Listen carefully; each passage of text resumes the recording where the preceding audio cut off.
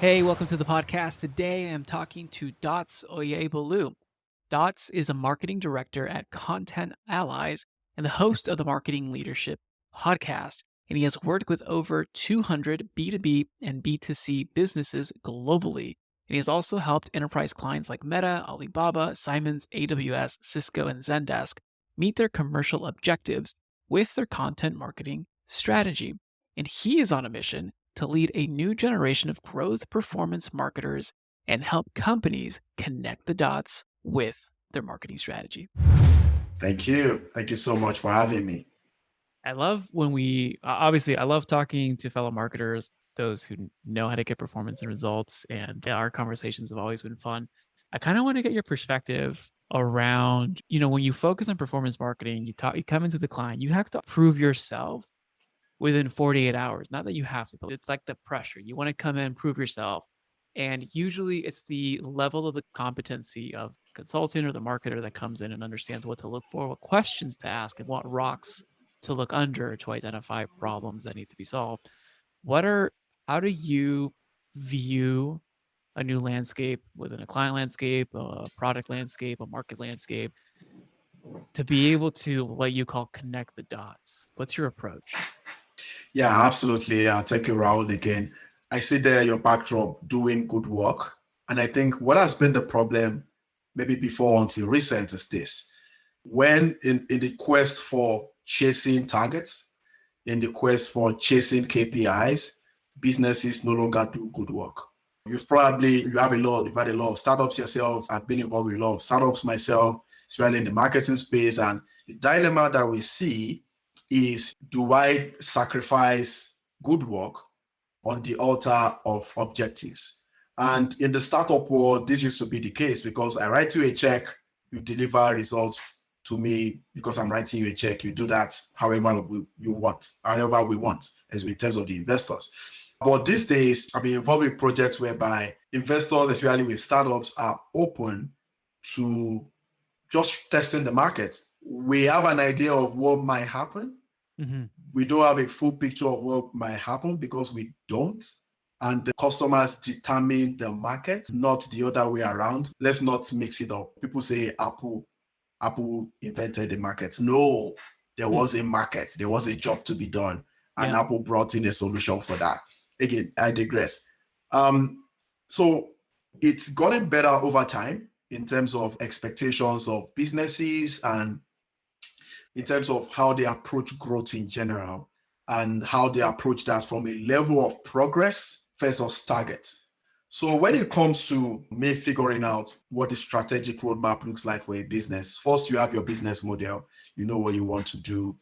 But the second thing, is there a market out there for what you want to do? I remember we've also spoke on my podcast and you mentioned how it's great to find a common problem Mhm. and you bringing your own unique solution to it. I think since you said it, that has stuck to me.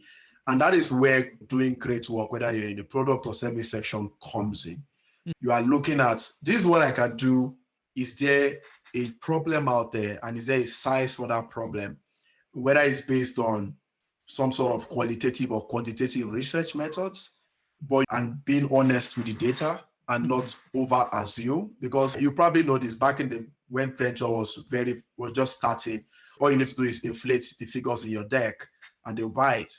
But right now, people are looking at the reality of the market and what that market projection looks like based on real qualitative research or quantitative research from wherever source you think that comes from. So at the end of the day, just to be concise about this, it's important for you to look for your product market fit. You know what you want to do, you've got an idea of the value that you're trying to give, and then you are looking for the market out there, wherever it is. You can't serve everybody. So it might be a niche market, whatever it is, and looking for the people involved in terms of their psychographics. I'm not really a fan of demographics personally, Oh, no, yeah, that's because surface level. It's too surface level. we have what we call the share of life, whereby people's lives change and there are different jobs to be done and they need things to deliver that job as they go through their phases in life. So you have all those segments created and you are looking at the value that you are creating and you're trying to connect the dots in that way. And you Yeah. could connect the dots based on the business model we might include pricing and looking at the decision-making funnels and things like that. We're also looking at it from a brand perspective. Do they love your brand for what it is? And the brand, sometimes, if you're starting as a person, might start from yourself. And then over time, you start to build a culture around your brand and then see if there is a fit around there. So looking at the product market fit through all these lenses is really how I try to connect the dots. But in the process, doing great work, Yeah. offering true value. Even if the outcome is not as perfect at the moment, it will come to a time, because customers are not in control now. It will come to a time when the outcome will blow your expectation. Okay, so you hit on a lot of big points that I want to recap real briefly. The first one was around the share of life. I love how you mentioned that, and that's completely true. There is a life cycle if it's a specific job role, job function, personal life, consumer life. Like there is a specific thing, and that's more psychographics. What am I thinking? What am I going through? What kind of person am I first in your target graphic? So that how do I experience that share of life? Because essentially, we're all going to experience similarities. Like in life, right? There's similar paths that everyone takes, but how we view them are different and how we approach them are different. And that's how we can market to them more effectively to be able to support them and help them empower them for the next step, so on and so forth. But the other key piece that you mentioned was around the desires that exist in the marketplace. So this is like I'm a direct response guy. I grew up in the direct response world. I love that because you don't create desires. Anyone working in a company right now thinking that they're going to create a new desire inside of someone else, that's baffling. However, you can channel existing desire or pique interest to think about a common problem in a new way or a common solution in presenting a new problem, like we just talked about earlier. So where do you think, because there's a huge move or shift or trend in the market around, oh, you can create demand. Is demand ever really created, or are there needs that always need to be met and different perceptions of those needs and different desires? Because I know for a fact that I can't, no matter how hard I can convince you, I'm not going to sell you this service if you don't think it's valuable. Or like when I train, like I have a cohort of agencies, and like with them, I can serve and support them. And one in particular, he won't be selling his services to people who don't find the solution valuable. He's only going to be talking to people who know and believe the solution to be valuable. So how do you balance out creating a new desire versus channeling existing desire in the marketplace? Two things I would say. First of all, when it comes to marketing or just growing businesses, I will say this from what I see. We have a tendency of overfixing everything. And what I mean by that is that, yes, demand gen is what is going on now, but before there was direct response, before there was something else. And then you just see people like, when it's time to go here, they all go, they leave everything behind, and then they do the same thing on the other side. But at the end of the day, you want to look at a much integrated approach when it comes to this. And what I mean by that is, first of all, I agree with your own approach. I think those who are the proponents of demand gen might stylishly be pushing market gen, which is What's not market really the gen? same thing.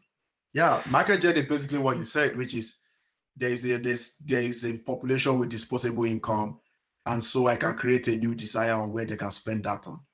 Okay, so Necessarily, that's not necessarily true. it's just Maybe it channeling is. purchase behavior, right? Like channeling like consumer Uh, behavior. but even if look, think about it this way: I buy a Rolex watch for what, 100 grand. It's a guilt. I don't know what they call it, guilt-free or guilt pleasure purchase or whatever it is, but there is a value, whether it's tangible or intangible, that I get by wearing that. Don't forget, I'm wearing $100,000 item that only tells me the time, right? So when people mention things like that, they don't know that when it comes to our connection to a certain need or our connection to a certain service, it's mostly more than what people can influence. Yes, I might buy a new car today because my friend bought it, but there are segments of society that do that. That doesn't happen to all kinds of segments. There are segments that are kind of competing with each other for some reason or the other.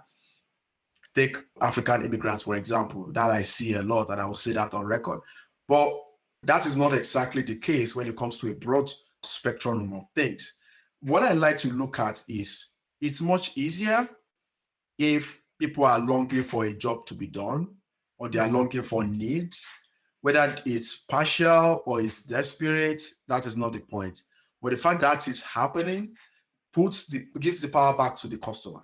And then I can say, okay, you've got this problem. Here is a solution that I have for it.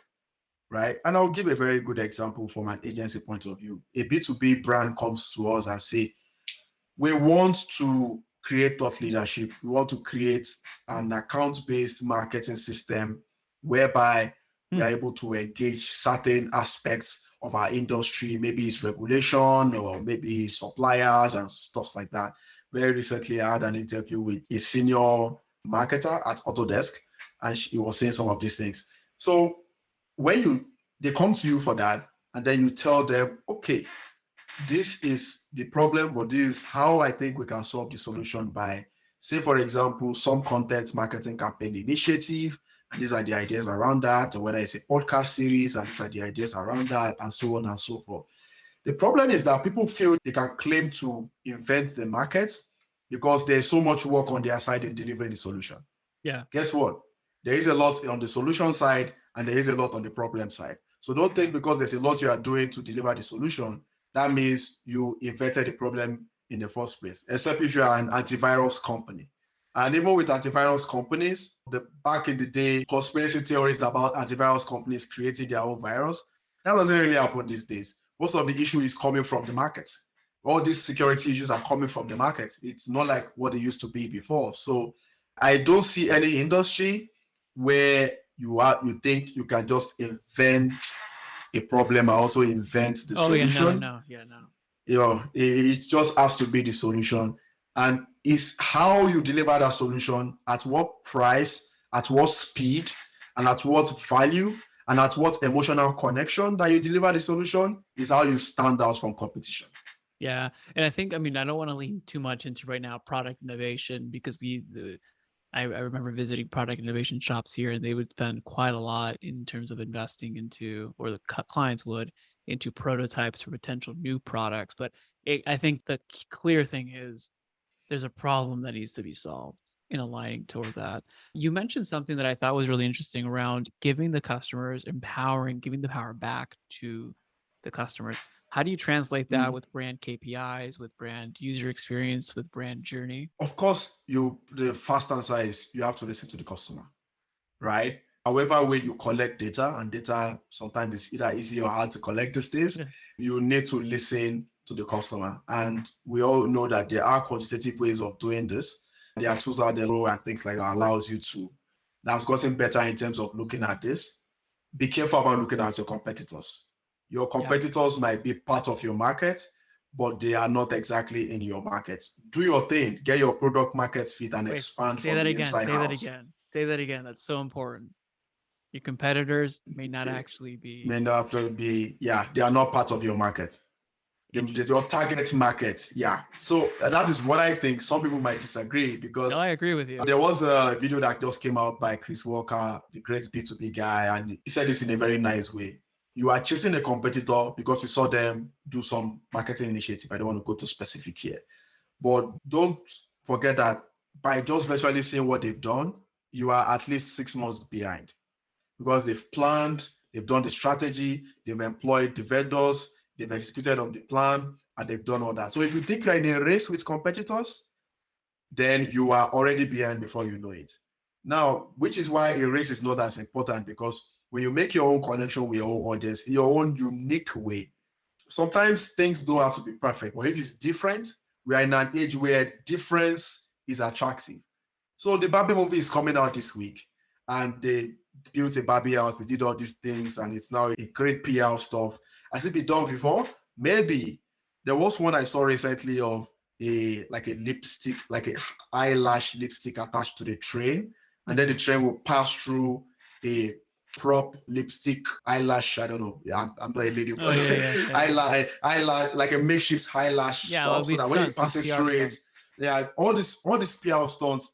In some cases, they may never be done before, and they sound crazy to the eyes because we often get our validation from it has been done before, so we can do it again. But in this world that we live in today, being unique really matters, honestly. And you will always get feels of that from your audience.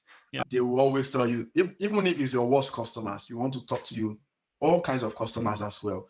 I will give you a very good example. I run a podcast myself, and we had a very upset guest because we had reached out to her twice.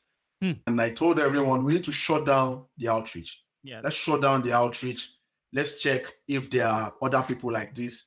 And I apologized to her. I first told her we're going to fix this going forward, and we'll make sure it doesn't happen to anybody else again.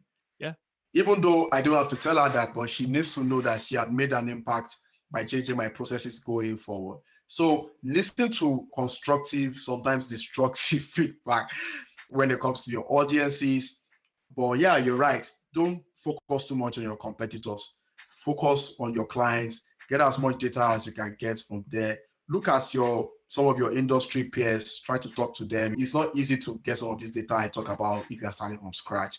So learn to always speak to other people within your, I guess, vertical, parallel, just to see some of the things that is going on within that. Some people do, with regards to product innovation, some people do test their products out there just to see what happens before they market at all. So with startups, it's always often advised, just let people try the products, better it or whatever it's called, if it's a software, but even if it's not software, you want to put it out there. Coke did that and they learned immediately with the Diet Coke that first came out.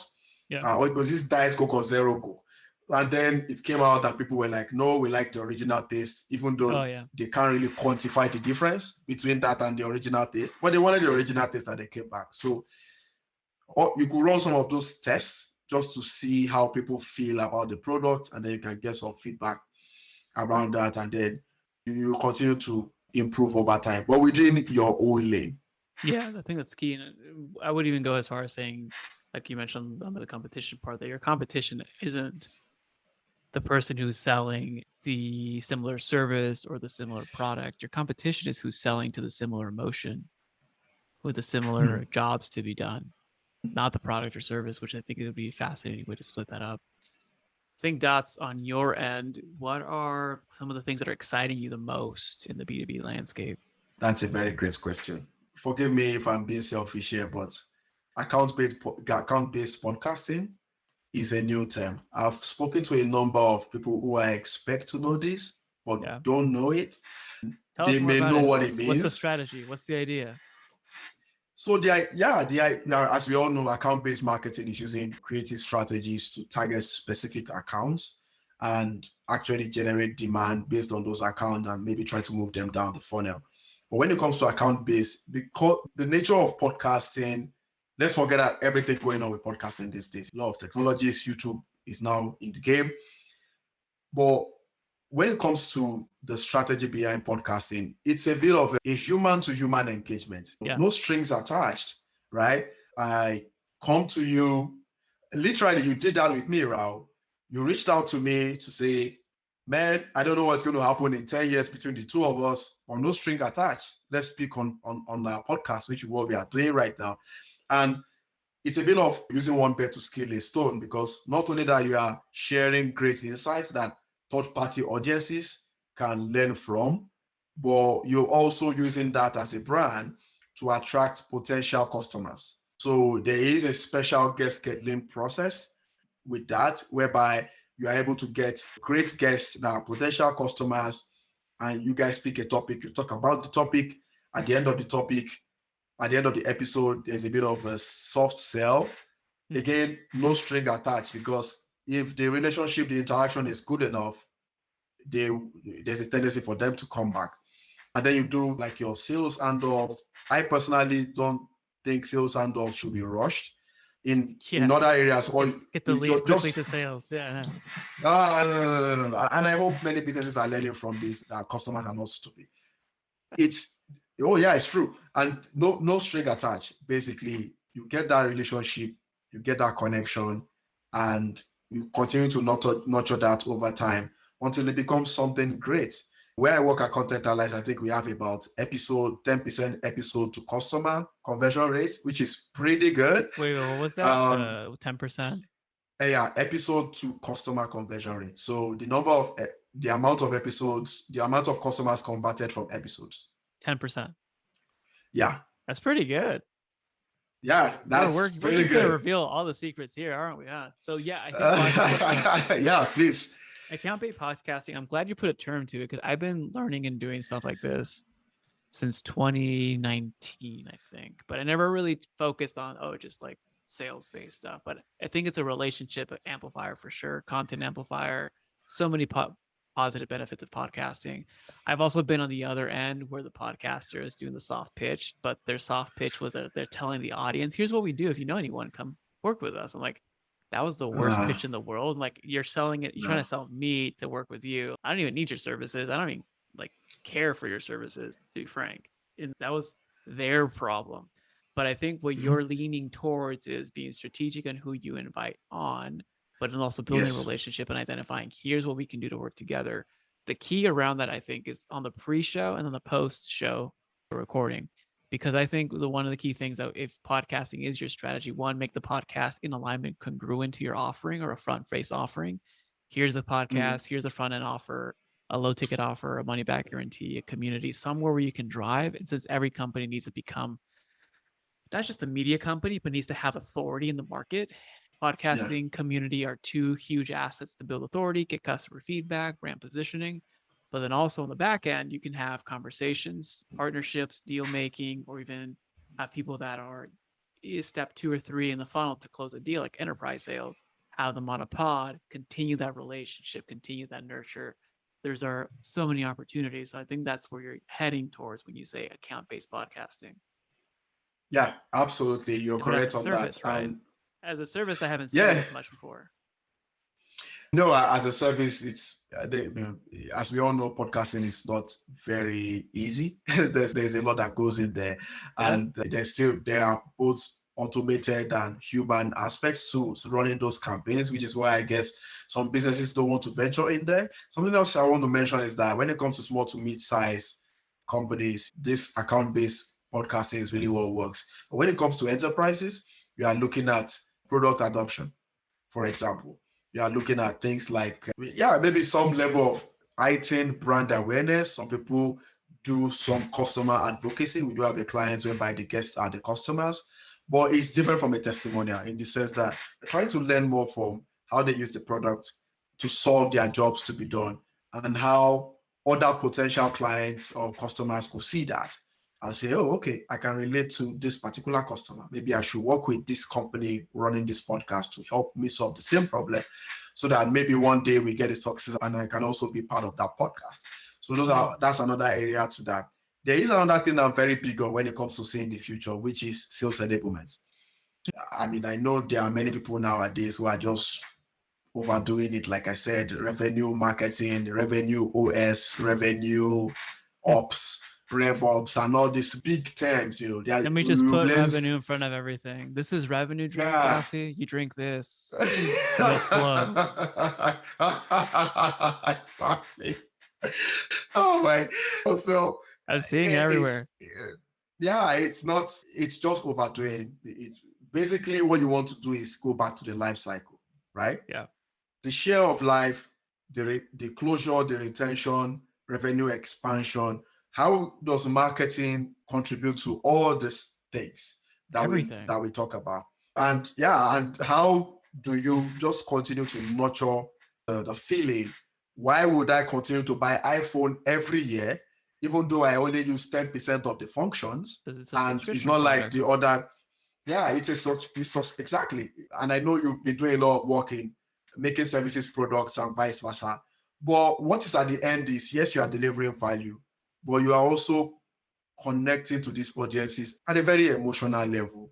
And when it comes to the future, sales enablement is something else that I personally think we should start to build commercial teams instead of marketing teams. A commercial team comprises of marketing, sales, service, and I would add IT transformation. Because with IT transformation, you are delivering customer experiences. And even if you're running a business, of course, you're wearing many hats. So you're like the commercial guy of your company, Yeah. and then maybe you hire somebody else.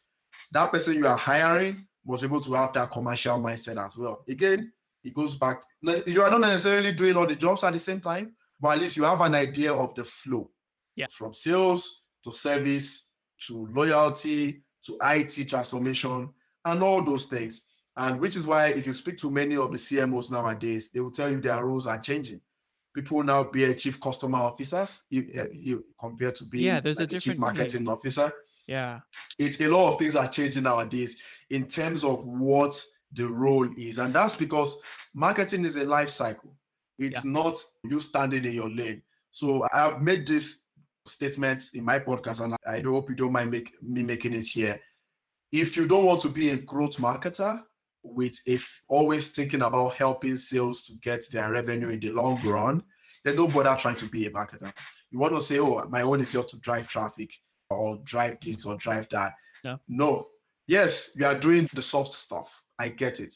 But you are doing that with revenue in mind, because Yeah. don't forget at the end of the day that it's revenue that's going to pay your dollars. So another Are you on thing the where payroll? sales enable, exactly. Another thing that I think can help when it comes to the sales revenue loop is you need to be open to listen to sales. You need to be open to listen to service. If they tell you these are some of the issues that they are facing with the products or the messaging, then take that feedback and use it to improve your marketing. If sales say these are some of the things that they are asking for the most, is there a way that we can make a content around this so that that saves the time for sales to having to do that, and then they can just get right into business? Then marketing can do that. So again, all these things have existed for decades. It's just that we need to bring it to the attention of marketers, because sometimes we market without a strategy. I think there has to be a term for it because every single company that tries to compartmentalize marketing, because I focus on both growth, like marketing, sales, but I don't just Mm. stop there. I look at marketing, sales, LTV, product, customer journey, referrals, end of offboarding, like the whole nine. And in my opinion, I know people are like, oh, product led growth, all that fun stuff. And I won't dismiss it and I won't be mean and rude here, but I don't believe Mhm. in PLG. I believe in marketing revenue led growth, not for the sake of make more profits and have a crappy At the product that cost seems. of good work. Yeah, no, that when you do that, like companies are failing because of that. And like, what a concept, Mm, right? The mm, idea mm. is there has to be a terminology where marketing isn't just in the front end of the life cycle, it's the entire life cycle. Because it baffles me when people say, oh, we have to turn off marketing. Like, why? How? So I think we're missing that gap. That marketing is not just getting people to a website. An AI can do that. Like a bot can just get traffic to a website. The question is growing an enterprise or a company correctly through the right messaging, medium, positioning, what we're just talking about here. So I don't know the term for that, but we need to name it. I don't think it's the right term, but what I've always called it is life cycle marketing. But Mm. I think there's a lot more to that, because the life cycle is big and you've mentioned all the elements here. But what is more important is having us to have that mindset, right? You need, if you're listening right now, you need to have the mindset of saying, number one, I need to help. I need to help from a marketer's perspective, because marketing is ingrained in every aspect of business. I need to help to grow and to grow the right way. Yeah. And then, however way you get the data, you are able to look at, okay, here are all the possible scenarios in which my customer lives, and I can find my customer, and they are right there in the moment talking about my need or the job to be done, and how sometimes you may not know it, but marketers can also be involved in pricing. And Mm. it doesn't have to be e-commerce. Even with B2B, there are certain ways that people will see pricing in relation to value Oh, that they back off, right? So you can say with your digital experience, data is showing from maybe, I don't know, Hotjar or qualitative research that, where it's coming, where it's coming from. yeah, wherever it's coming from, this data is, this pricing is not hitting the mark, and it may be too cheap, for example. Mhm. It's not about it being too expensive. People will buy Rolex 60 tomorrow.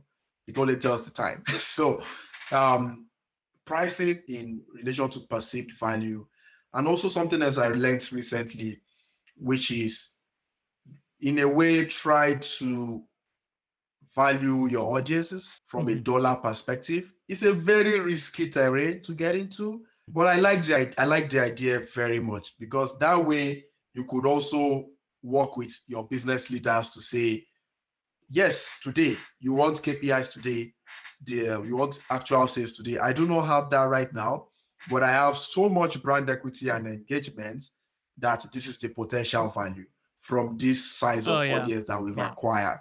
And then you can continue to give them process. Please communicate frequently with your leaders. I know we're always afraid to do that because we think if we don't hit the targets, we are fired.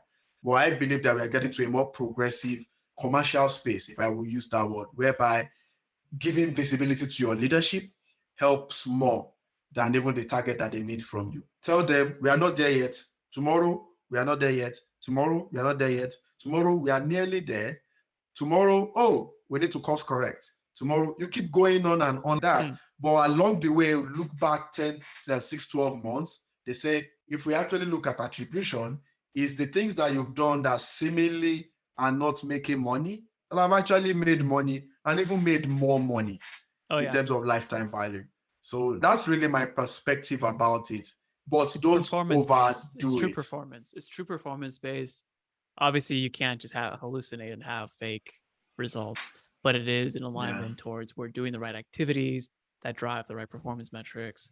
Obviously, we need a budget that's down with cash flow and not there's no infinite bank. Audio, I mean, no, no, audio no that startup with costs. infinite cash. I mean, unless you're funded or like Yeah. there's different incentives there, but marrying that towards a true performance based approach. And I think that's, I mean, we might have to do another pod on that performance based selling, performance based future of how to sell services at that level. But Dots, I Yeah. think we can honestly, I say, some people say this, I think we could go on for a couple more hours, but we have Absolutely. both busy agendas. So we're going to have to close this first one. We'll have probably invite you back in the second one. Where's the best place for people to one go to thank you for being on Dots and to learn more about you? Yeah, absolutely. Thank you so much for giving me the opportunity. My website is dotslovesmarketing.com. I think that's the first course of action in terms of where to reach me. But if you want to go the social media route, I'm on LinkedIn, Dots Oyebolu, and I'm also on Twitter as well with the same name. But if you get onto the dotslovesmarketing.com, you will see everything in there, the podcast, the blog posts, any kind of updates that you might find useful. You can also subscribe. There's a newsletter on there as well. I'll put those links in the show notes. Dots. Thanks again, man. Thank you so much for having me.